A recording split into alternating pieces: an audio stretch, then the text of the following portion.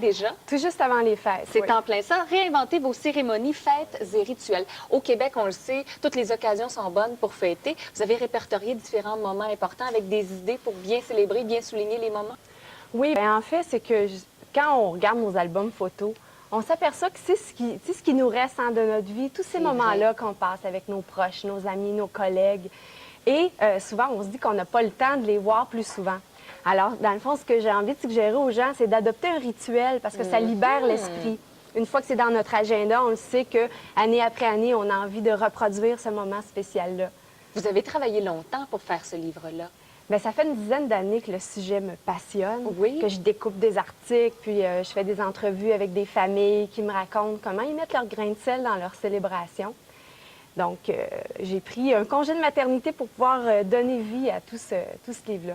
On peut bien sûr se procurer le livre, mais les gens qui ont Internet, vous avez un site absolument magnifique Merci. à visiter. On peut donner l'adresse tout de suite. Oui, c'est nosrituels.com, NOSRITUELS.com. Qu'est-ce qu'on retrouve sur le site, Chantal? On retrouve des idées pour fêter, entre autres, les fêtes de saison, que ce soit Noël, Pâques, la fête des mères, Saint-Jean-Baptiste, etc. Tout ce qui est rite de passage, du premier jour d'école jusqu'au départ à la retraite. Et tous les petits moments aussi, les petites traditions qu'on a en famille. Justement, votre maquilleuse me racontait sa journée spéciale à Lille avec sa fille. Oui, aller pêcher, aller Oui, aux fraises. et que ça se finit par la dégustation de sorbet. Bien, c'est tous ces moments-là qu'on chérit et qui sont précieux.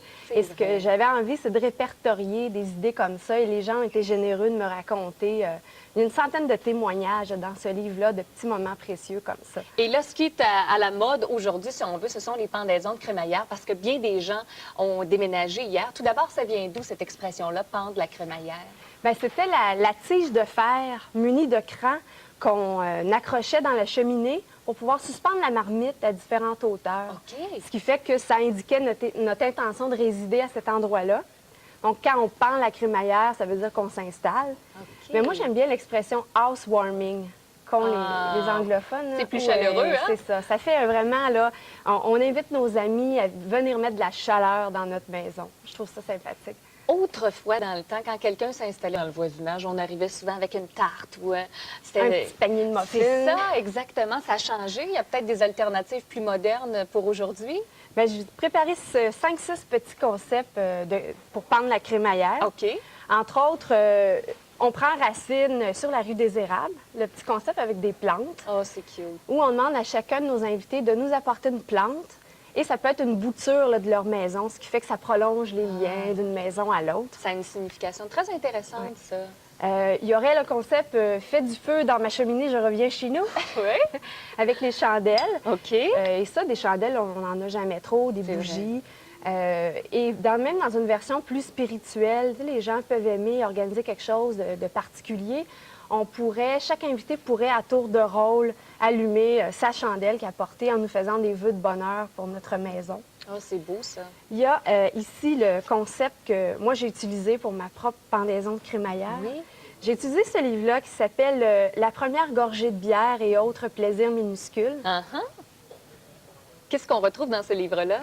C'est une nomenclature de tous les petits bonheurs de la vie. Ah! Et d'ailleurs, il y en a un chapitre complet aussi dans mon livre. Et la façon dont le concept s'est déroulé, c'est que j'ai demandé à chaque invité d'apporter une bière inusitée à faire découvrir aux autres. Et le plaisir minuscule, c'est un petit hors-d'œuvre. Oh! Parce que l'important dans une crémaillère, là, c'est que ça circule, hein, parce qu'on veut inviter beaucoup de gens, on veut faire découvrir notre nouvelle demeure. Donc, d'y aller vraiment simple, avec des petites bouchées, s'assurer que les gens puissent se promener, des aliments qui se conservent bien aussi. Un autre concept que je pourrais suggérer, le aubergiste à boire. Oui, on l'aime, celui-là. Surtout quand il fait chaud. Donc, on demande à chacun de nos invités d'apporter un alcool pour constituer notre bar de base. Oh!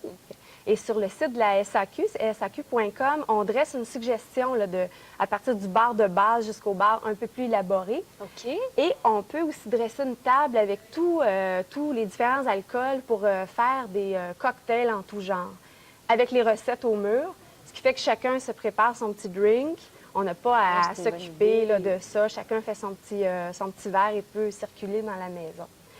Et aussi, pour le 14 juillet, ceux qui sont prêts là, à faire leur crémaillère dans Oui, quelques oui. semaines, c'est la fête des Français. Et justement, on a un petit Pernod Ouais. ici, le petit pastis sur la terrasse.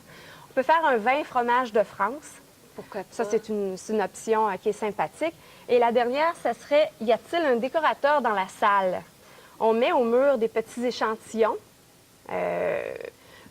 qu'on demande aux gens d'indiquer leur préférence avec un crayon. Ah, c'est une Comme bonne ça, idée. l'échantillon qui a le plus de petits crochets dessus, c'est la couleur qu'on va peindre.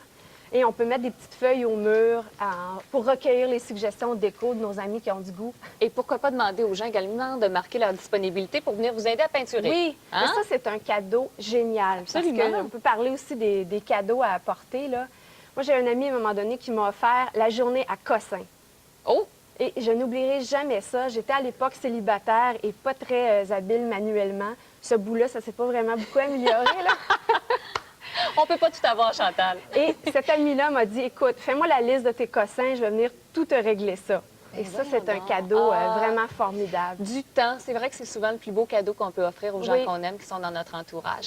Merci pour les suggestions, Chantal. J'ai l'impression que les gens vont passer une très belle pendaison de crémaillère et on se réfère à votre site Internet. Oui, nosrituels.com. Voilà, merci d'être venu nous voir Merci ce beaucoup, matin. ça me fait C'est bien plaisir. gentil, en espérant que ces conseils-là vont vous aider à avoir une pendaison de crémaillère qui sort de l'ordinaire et qui est différente de ce qu'on voit habituellement. N'hésitez pas, ça vaut vraiment la peine. Parce que c'est ces moments-là qu'on se rappelle à la fin de notre vie. C'est pas d'avoir... on se dit pas, il me semble que j'aurais dû travailler plus. Hein. C'est rare qu'on se Ouais, dise c'est ça. C'est rare, effectivement. Restez avec nous au retour de la pause des informations avec